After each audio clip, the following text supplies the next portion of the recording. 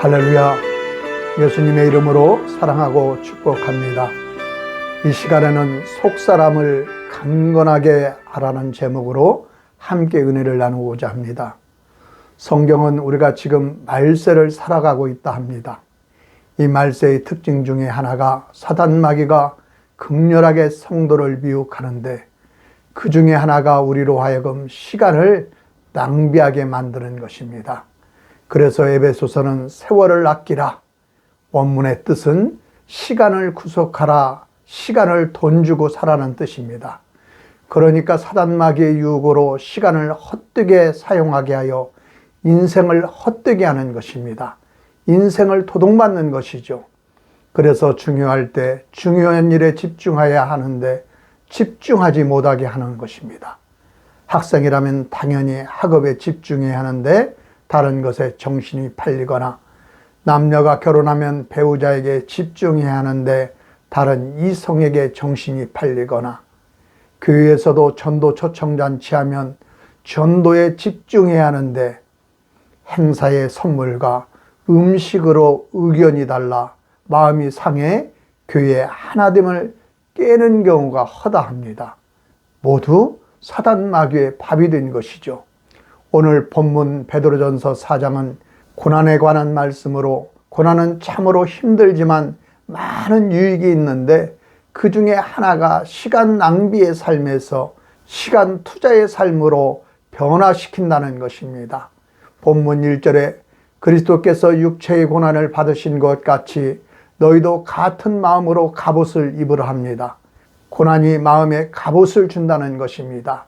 고난이 오기 전에는 죄 가운데 시간을 낭비했지만 고난으로 인해 죄가 그쳐져 고난이 갑옷이라는 것이죠. 독특한 표현입니다. 오늘 말씀을 기록한 베드로, 시간 낭비가 많았던 사람입니다. 그런데 고난으로 인해 인생의 방향을 잡고 시간 낭비의 삶을 청산하고 새롭게 의미 있고 가치 있는 삶으로 전환할 수 있었기에 그에게 고난은 마음의 갑옷이었습니다. 시간과 강물은 유사한 점이 참 많은데 무엇보다 모아둘 수가 없고 저축할 수도 없고 흘러보낼 수밖에 없습니다. 그러나 강물을 발전기를 통해 전기로 바꿀 수가 있고, 작물에게 주면 곡물로 수확하면 더 큰 가치로 변환할 수도 저축할 수도 있습니다. 시간도 모아서 담아둘 수 없으나 다른 것으로 대체하면 담아 놓을 수도 저축할 수 있습니다. 이를 위해서는 무엇보다 분명한 하나님의 뜻, 목적을 알아야 합니다. 이것을 에베소서는 시간을 구속하라, 시간을 구원하라고 표현합니다. 시간에는 그냥 아무런 의미 없이 흘러보내는 물리적 시간이 있습니다. 이것을 헬라어로 크로노스로 합니다. 1년 365일 하루 24시간 그냥 흘러가는 시간입니다. 이와 반대되는 시간 개념으로는 카이로스, 질적인 시간, 실존적인 시간으로 의미 있고 가치 있는 시간을 말합니다. 밤이라고 다 같은 밤이 아니죠. 예수님께서 겟세마네 동산에서 인류를 위하여 기도하는 밤, 이것은 카이로스의 시간이지만 그 예수님과 함께 있었던 제자들, 잠들어버린 제자들에게는 그냥 카이로스의 시간입니다. 그래서 여러분 돌이켜 보십시오. 나이가 40이다, 50, 60 하지 말고 지나온 시간 속에서 기억되는 시간이 얼마나 있습니까? 내가 참으로 잘했다, 가치 있다고 생각하는 것이 몇 가지나 됩니까? 사실 별로 없습니다.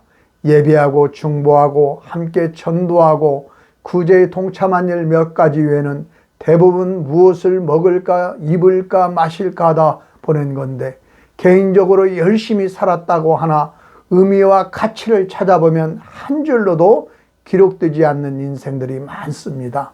대부분 크로노스로 산 것이죠. 그래서 하나님 앞에서 카이로스로 사는 것이 중요하다는 것입니다. 본문 2절과 3절을 보면 시간을 지나간 때와 육체의 남은 때로 구분합니다. 지나간 때는 믿기 이전에 그리스도와 상관없이 욕망에 이끌려 음란과 정욕과 술 취함과 방탕으로 보낸 가치 없는 시간을 말합니다.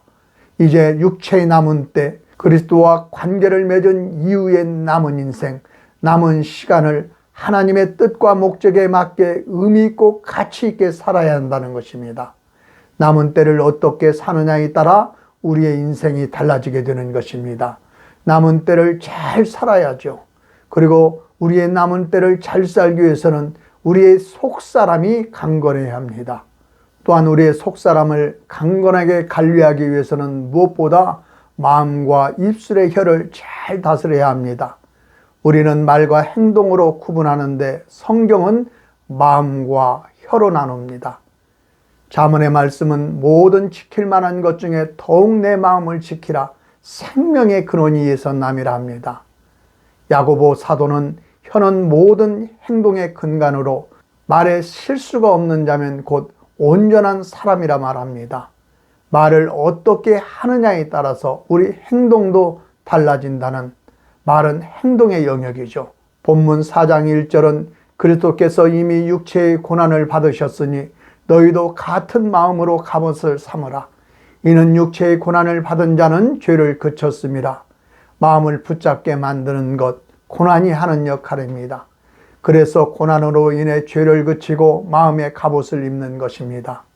병들면 마귀도 천사가 된다는 말이 있습니다. 건강하고 무탈하면 하는 일이 다 죄 짓는 일입니다. 고난이 있기 전에는 내가 하면 다 되는 줄 알기에 모든 일에 거침이 없습니다.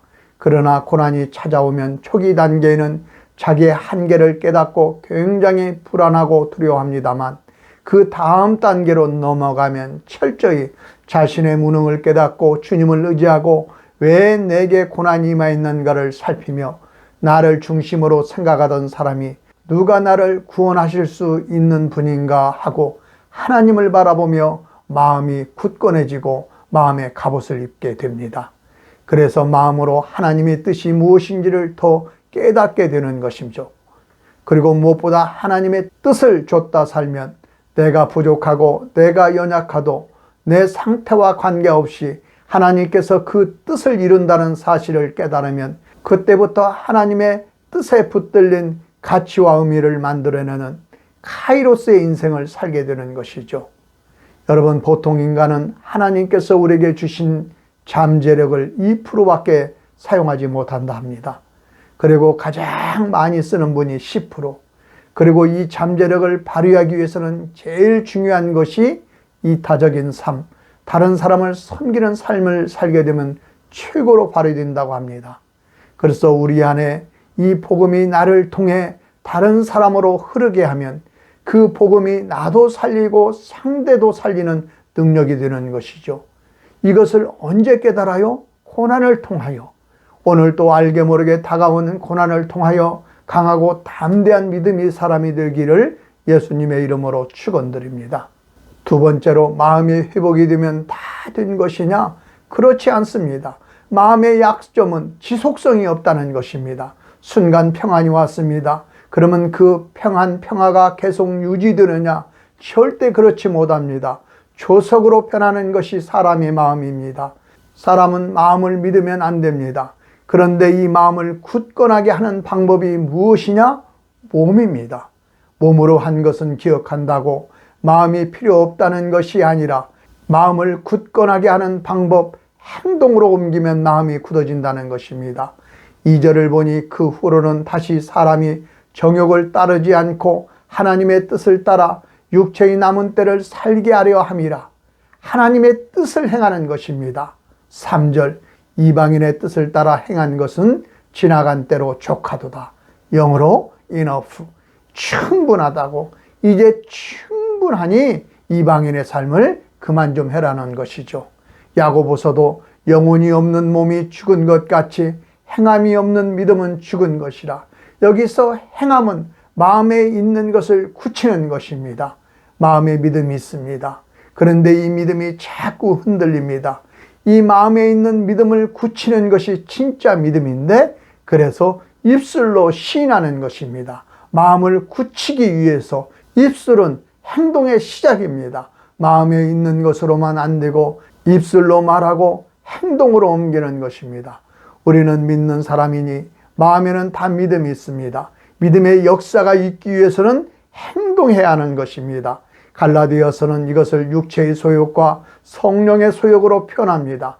육체의 소욕은 성령을 거스리고 성령은 육체를 거스르니 두 가지 소욕이 일어날 때 어디를 쫓아가요? 우리에게 성령이 임하면 성령께서 우리에게 무엇을 어떻게 하고자 하는 마음의 소욕을 줍니다. 이렇게 성령께서 소욕을 주었다고 여기서 그치면 아무 일도 없습니다. 그러나 순종으로 행동하면 믿음의 역사가 있는 것입니다.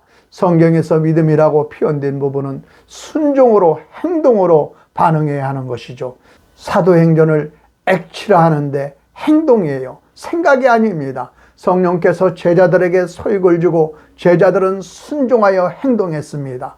그래서 사도행전은 제자들의 마음속에 있는 것을 기록하는 것이 아니라 복음을 선포한 행동들, 선교를 위해 여행을 하고 구제한 행동들을 기록한 것입니다. 그래서 우리에게도 행동이 너무너무 중요하다는 것입니다. 우리가 속사람을 강건하기 위해서는 마음과 혀를 잘 다스려야 한다고 했습니다. 마음을 잘 다스리기 위해서는 이렇게 행동으로 그 마음을 굳건하게 만드는 것이고, 혀는 나 자신도 나를 알지 못하는 무의식의 나를 다스리기 위함입니다. 무의식의 세계는 지난날에 상처가 있는 곳이고 아픔이 있는 것이고 열등의식이 잠재해 있는 곳입니다. 우리 성도님들 가운데 신앙생활 잘하다가 한순간에 이상한 방향으로 흐르는 분들이 있습니다. 이것은 우리의 무의식의 세계의 상처가 덧난 것이죠. 이 무의식의 세계를 다루어 치료할 수 있는 것이 무엇이냐? 성령 충만입니다. 이것을 좀 더 구체화해서 얘기하면 이 무의식의 세계를 다루는 것이 혀라는 것입니다. 여러분은 여러분의 말을 컨트롤하고 있습니까? 아주 훌륭한 분이죠.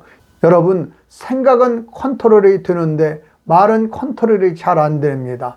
닥치는 대로 나오는 경우가 허다해요. 그래서 말 많이 하다 보면 그 사람이 무의식이 나오는 것입니다. 그래서 이 무의식의 세계를 다루고자 하나님은 우리에게 방언을 주신 것입니다.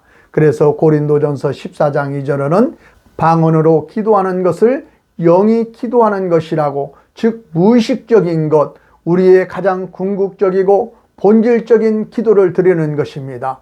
마음은 생각이니 내가 영으로 기도하고 마음으로 기도한다. 영으로 기도하는 것은 방언을 말하고 마음으로 기도하는 것은 우리의 생각, 의식으로 기도하는 것이죠. 찬양도 마찬가지입니다. 마음으로 찬양하고 영으로 찬양한다.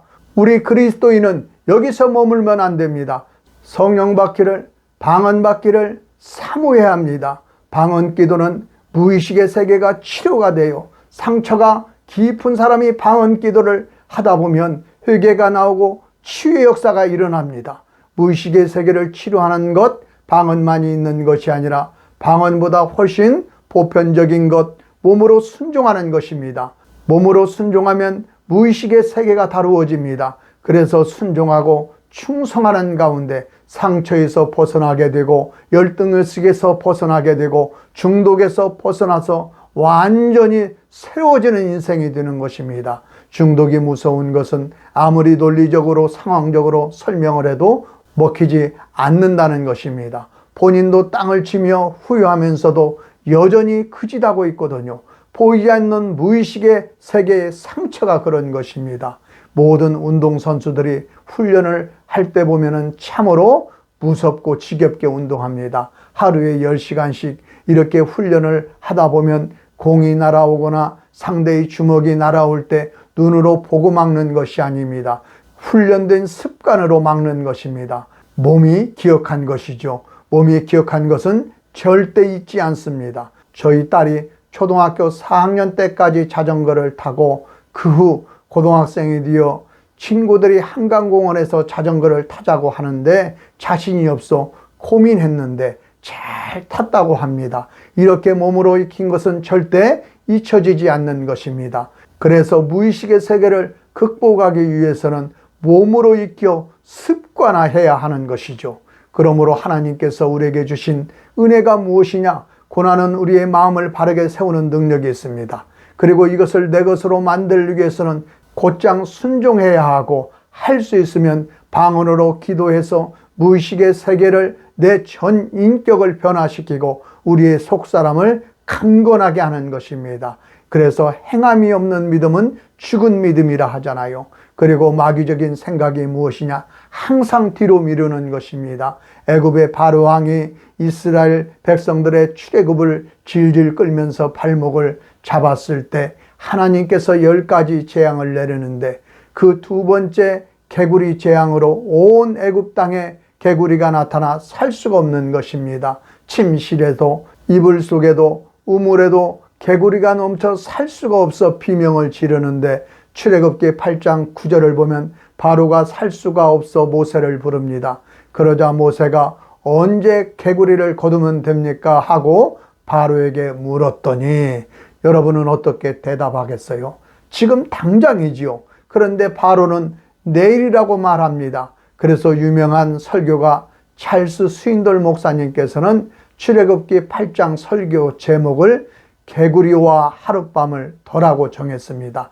바로 한심하다는 것이죠. 내일 하겠다. 청소도 기도도 전도도 내일부터 다 마귀에게 속고 있다는 것이죠. 내일 다음 마귀에게 미혹되어 있는 것입니다. 그러나 하나님의 영이 역사하는 사람은 즉시입니다. 마가복음을 보면 예수님의 행동에는 항상 곧 즉시입니다. 즉시 떠나가니라, 즉시 마귀가 나가니라, 즉시 일어나느냐. 예수님의 언어입니다. 마음에 있는 것들을 행동으로 옮길 때 진정한 믿음이 된다는 것이죠. 우리가 다스릴 것이 마음과 혀인데 혀는 모든 행동의 근간입니다. 그래서 긍정적인 말을 하고 사랑의 말을 해야 합니다. 이렇게 함으로 무의식의 세계, 우리의 속사람까지 강건하게 되는 것입니다. 이와 같이 믿음의 성장으로 하나님을 기쁘시게 하는 복된 성도님들이 되시기를 예수님의 이름으로 축원드립니다. 이 시간 우리의 마음과 혀가 온전케 해달라고, 의식과 무의식의 세계가 주의 성령의 다스림 가운데 있게 해달라고, 성령 충만케 해달라고 주여 삼창하고 기도하겠습니다. 주여, 주여, 주여. 하나님 아버지, 오늘도 우리와 함께하여 주시니 고맙고 감사합니다. 모든 아버지 하나님의 이전의 삶을 청산하고 이제 육체의 남은 때가 하나님을 기쁘시게 하는 때가 되어지길 원합니다. 하나님께 기억이며